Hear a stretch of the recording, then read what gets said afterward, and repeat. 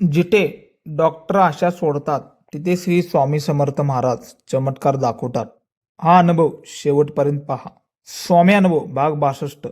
November महिन्यात मी श्री जनकल्याण योजनेचा फॉर्म भरताना ताई पूर्णपणे श्री स्वामी समर्थ महाराजावर विश्वास ठेवून शांत राहिली.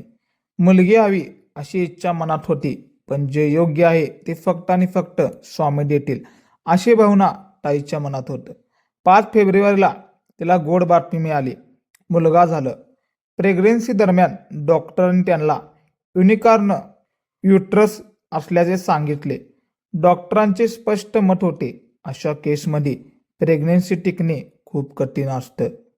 ते ऐकून आमच्या पायाखालची जमीनच सरकल्यासारखी झाली होती. 9 महिने एकदाही त्रास झाला नाही. औषधाचा भारही झालेला नव्हता. पूर्णपणे स्वामींची कृपा.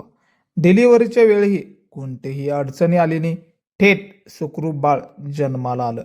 ताई म्हणते हे शक्य फक्त श्री स्वामी समर्थ महाराज यांच्या आशीर्वादामुळे झालेलं आहे. म्हणूनच मी माझ्या मुलांचं नाव समर्थ असे ठेवलेलं आहे.